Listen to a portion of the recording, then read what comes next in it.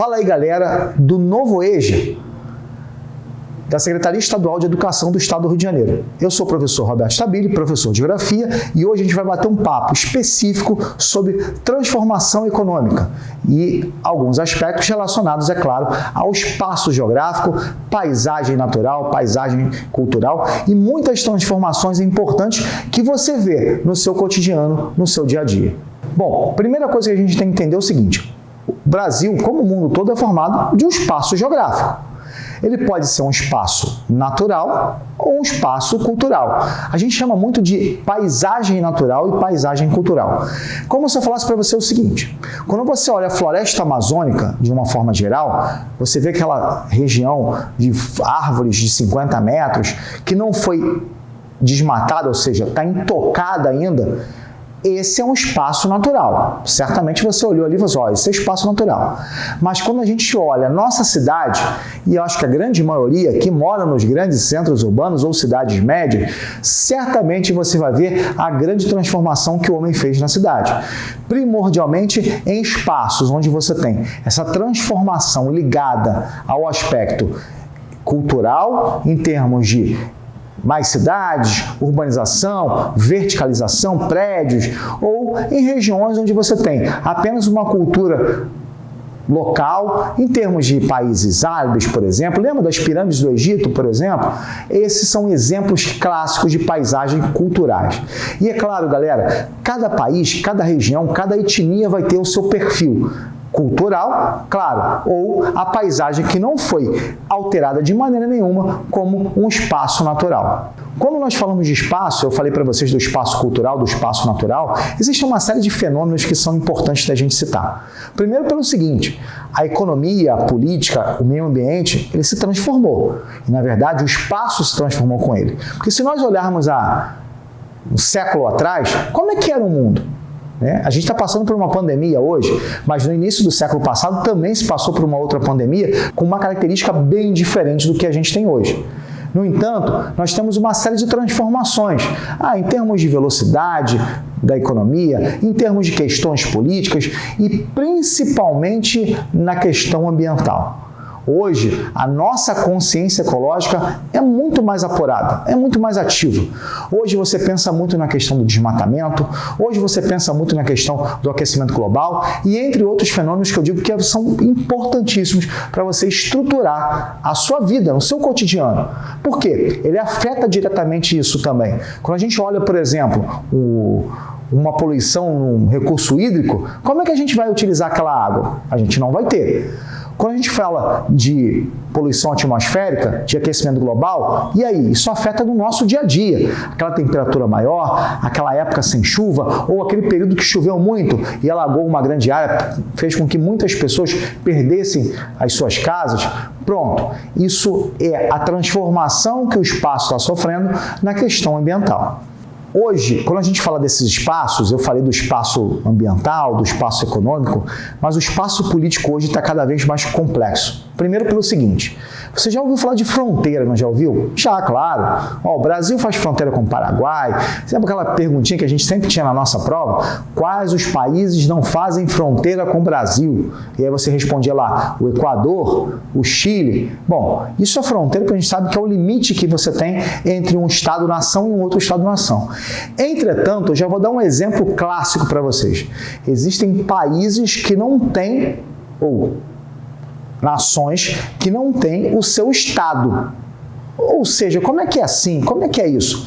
Existem povos que não são reconhecidos ainda no mundo. E é muito comum isso também. Povos que não são reconhecidos. Eu vou dar dois exemplos para vocês. Os bascos na Espanha, que vocês devem ter ouvido falar bastante, e os curdos, que eu acho que esse aí talvez vocês nem tenham ouvido falar. Mas esse é o maior povo sem território. Por quê? Porque os territórios hoje e as fronteiras estão cada vez mais complexas. Muita gente falou que a globalização ia resolver isso tudo, que não ia ter mais conflito, que as fronteiras não iam mais existir, que hoje o mundo seria um só, que os países não seriam mais desiguais. Galera, esquece isso tudo. A globalização parece que fez ao contrário esse processo. Na verdade, nós temos mais problemas, mais complexidades, mais fronteiras fechadas, por exemplo, tanto que países europeus e o próprio Estados Unidos criam muro nas suas fronteiras. A gente não falou que a fronteira ia acabar? Bom, esses muros mostram que as fronteiras não acabaram, pelo contrário, elas se tornaram cada vez mais fortes e existentes. E esses países, em termos de territórios, em termos de etnias, estão cada vez mais complexos, não só aqui na América Latina, mas na África principalmente, na Europa e no continente asiático. Ou seja, todos os continentes eu tenho problema em relação a tanto fronteira quanto questões territoriais. As questões éticas no mundo são hoje muito mais comum do que deveria ser com a globalização. A gente tem uma série de questões importantes para citar. O primeiro, por exemplo, é a questão dos Países Bascos, que ficam na Espanha, por exemplo. Como assim a Catalunha? Lembra de Barcelona, por exemplo, do time Barcelona? Essas duas regiões que ficam na Espanha são regiões que querem separar da Espanha. A Catalunha, há pouco tempo, se eu não me engano, em 2018, tentou essa separação e não conseguiu. Apesar de muita gente falar que na Catalunha eu tenho muitas indústrias, seria um país muito rico, só que na verdade a própria União Europeia vetou essa separação. Agora, nós temos questões étnicas praticamente no mundo todo. No continente africano, devido à divisão da Europa, o momento de divisão europeu lá no imperialismo no século XIX para o século XX, hoje a África passa por vários conflitos étnicos, várias questões étnicas. E isso mostra um pouquinho do que é realmente essa dinâmica, com conflitos, por exemplo, no Sudão do Sul, que hoje é um novo país, é um país que foi criado em 2012, onde o presidente e o vice estão conflitando porque são de etnias diferentes. Isso aconteceu em Ruanda em 1992, na Etiópia, na Somália e em vários outros países africanos, muito devido a essa colonização de forma errada. Claro, galera, falar de etnias, a gente tem problemas de etnias em várias partes do mundo. Como eu falei, na Rússia, na China e em várias regiões. Isso mostra muito bem que o mundo é muito diverso, tá? E a globalização não conseguiu botar fim nessas diferenças. Muitas vezes trazer uma etnia ou questões étnicas mais para numa apaziguação, num conflito ou numa região de paz do que propriamente numa região de conflito. Bom, a gente falou de etnia, falamos de questões relacionadas ao mundo, essa divisão do mundo, mas tem algumas coisas importantes para a gente falar do Brasil em si. E quando a gente fala do Brasil, a gente pensa logo o seguinte: a gente aqui tem etnias, sim, os indígenas, por exemplo, é uma etnia muito bem formada, na verdade são várias etnias importantes que estão distribuídas por todo o país. A nossa formação é uma formação miscigenada, ou seja, nós somos misturados de uma forma geral. Aqui no Brasil, a gente não tem uma etnia definida, ou várias etnias. Nós temos apenas uma mistura. Tanto que, quando a gente regionalizou o Brasil, e aí a regionalização, para mim, é um dos assuntos fundamentais da gente estudar aqui, a regionalização do Brasil ela é tão importante, mas tão importante, que ela definiu regiões de acordo com as suas próprias características. A região mais conhecida, ou as regiões mais conhecidas, ou a classificação mais conhecida no Brasil, a gente tem a classificação do IBGE, que você tem o Norte, o Nordeste, o Centro-Oeste, o Sudeste e o Sul. Essas são as 5 regiões que nós chamamos de macro-regiões brasileiras. Regiões de grande importância no cenário brasileiro. E é essa que a gente conhece mais. Claro, galera, existem outras divisões regionais. Tem uma muito falada, que é uma região que se fala muito no dia a dia, no cotidiano, que é uma região que a gente chama de geoeconômica. É uma divisão mais por questões econômicas. Então, a gente tem a Amazônia, o Nordeste e o Centro-Sul. Essas 3 áreas são importantes para definir esse contexto. A gente falou da regionalização do Brasil, né? Norte, Nordeste, Centro-Oeste, Sul e Sudeste. Digo logo o seguinte para vocês, é muito importante a gente entender um pouquinho das regiões. Certamente o pai de vocês deve perguntar assim: pô, estudou geografia hoje? Pô, estudei, pai. E aí, qual é a capital de tal estado? Galera, essa parte é uma parte que já foi ultrapassada. Apesar de eu achar, professor de geografia, Roberto, achar que isso é importante para o nosso cotidiano, para o nosso dia a dia.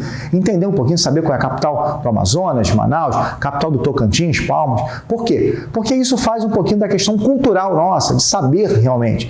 É óbvio que a gente não precisa saber da economia norte-americana ou da estrutura política norte-americana, mas o Brasil a gente precisa saber certamente. E o Rio de Janeiro também tem a sua distribuição regional, a sua divisão regional. Bom, Na divisão regional do Rio de Janeiro, a gente tem muitas, como a gente pode falar assim, muitas regiões muito interessantes da gente entender. Primeiro pelo seguinte, eu, por exemplo, estou aqui na região metropolitana do Rio de Janeiro, com uma série de municípios importantes que concentram a maior parte da população do estado. Então, nós estamos na região metropolitana. Bom, existem outras regiões. Existe o Norte Fluminense. Já ouviram falar de Campos? Pronto, Norte Fluminense. Nordeste Fluminense, entre aspas, né? Vamos colocar. Noroeste Fluminense. Região importantíssima da pecuária leiteira, Itaperuna, Itaocara, Porciúncula e outros municípios que certamente vocês nunca ouviram falar. Outra região importante é a região serrana. Já ouviram falar da região serrana? Claro que já. Petrópolis, Teresópolis, Nova Friburgo. Já ouviu falar bastante sobre a região serrana. Costa Verde, com Angra dos Reis, Vale do Paraíba, Volta Redonda, Barra Mansa, eu tenho o Centro-Sul, eu tenho muitas regiões importantes que são regiões que colocam características econômicas do Rio de Janeiro, mas uma divisão relacionada principalmente ao nosso cotidiano. Uma outra que eu tinha esquecido, mas eu vou lembrar, que vocês ouviram falar bastante, é a região dos lagos, que não se chama região dos lagos, chama-se Baixada Litorânea. É a região de veraneio, quando você passa lá janeiro, lembra da ponte Rio-Niterói lotada, 8 horas de engarrafamento até chegar nessas regiões, Maricá, por exemplo? Pronto, essa que nós chamamos de Baixada Litorânea. Muito importante, claro, essas são as regiões do estado do Rio de Janeiro. A gente falou de regiões, falamos do Rio de Janeiro, agora falta um pouquinho de orientação e localização, né, galera? Porque eu falei de norte, nordeste, centro-oeste e tal, mas como é que é a divisão isso? A divisão, é claro, na Rosa dos Ventos. Já viram lá a Rosa dos Ventos? Sim, o norte, o sul, o leste, o oeste, os pontos cardeais e colaterais, o nordeste, o sudeste, o noroeste, o sudoeste, pronto, é isso. Isso é orientação, isso é muito importante para o nosso dia a dia. Por quê? Bom, ninguém vai sair aqui apontando para o sol e que o sol nasce no leste, é óbvio que não, tá? Como também ninguém vai sair aqui com a bússola, mas tem um elemento que a gente utiliza que é fundamental, que é o GPS. O GPS é o Sistema de Posicionamento Global, fundamental para a gente entender o seguinte, é esse GPS que vai nos orientar pelas ruas do Rio de Janeiro, por exemplo, enviado pelo satélite, as informações que eu tenho de localização, né, de coordenadas geográficas da latitude e da longitude. E aí eu vou chegar ao lugar que eu quero chegar. Através do quê? Através dessa tecnologia, que é o GPS. Que eu digo logo o seguinte, importantíssimo para vocês, tá? Galera, assunto importante, não esqueça de assistir o próximo vídeo, me esperem até lá. E claro, um abraço a todos, até o próximo vídeo.